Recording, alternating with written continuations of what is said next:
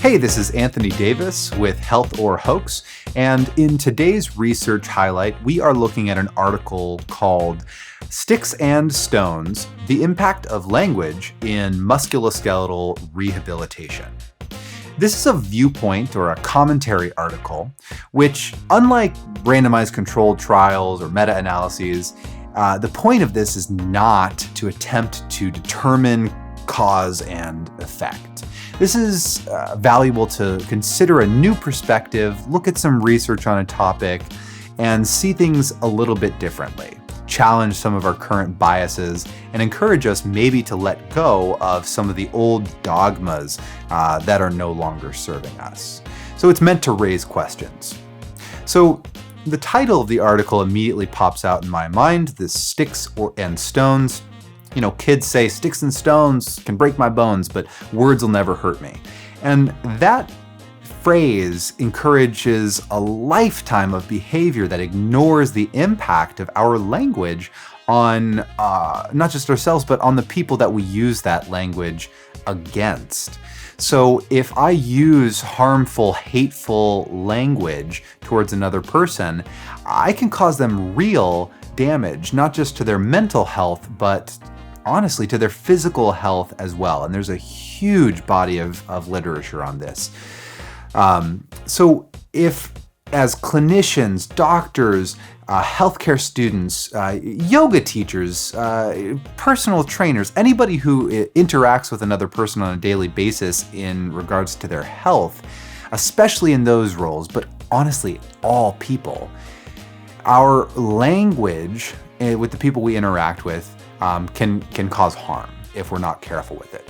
So things that are often said in a healthcare setting, such as just labeling diseases or reading off test results or explaining a certain condition to a person, these things can instill fear in the patient, oftentimes when the description isn't actually a bad thing to begin with. For example, you might look at degenerative disc disease, and that might sound really scary. It's degenerative. Oh, it's falling apart.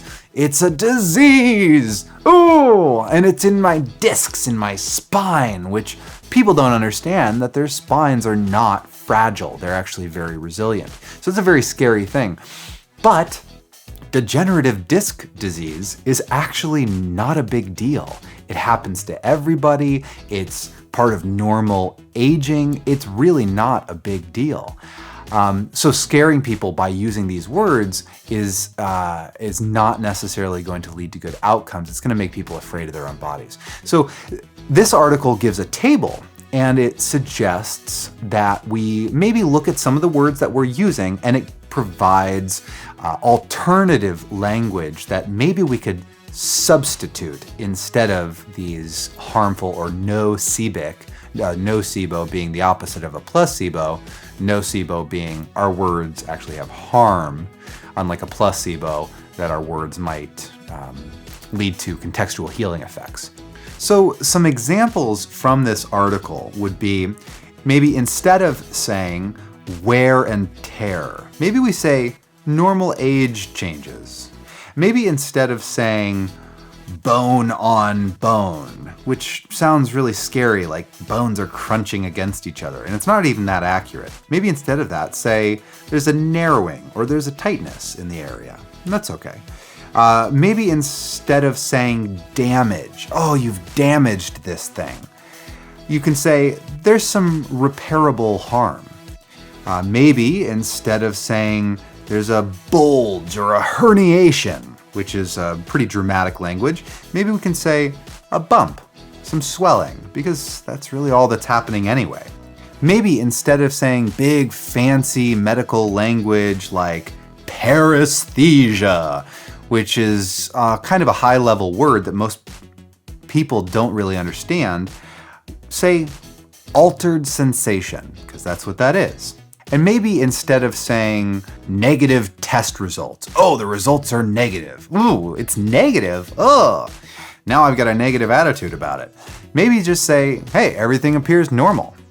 So there are countless other examples. This article provides a baseline, a jumping off point that you can start to think in a little bit different way. And then you can reflect on your own behavior and your own language and see if maybe there's a better way to phrase some of the things that you say on a regular basis. To quote the article, and this is a really important point generally speaking, why it's so important that we do modify our language. They say, when we are physically and emotionally low, we not only hurt more easily, we also seek information that supports our vulnerabilities. Health professionals need a keen sensitivity to the ways in which patients hear their words and how those words may be interpreted. So in closing, it seems to me that if all it takes is a tiny bit of effort to reconsider some of the current language that we might use, and again, put a little bit of effort into coming up with alternatives that emphasize things like what a person can do rather than what they can't do, emphasizing how they're going to get better rather than emphasizing how damaged and broken they are.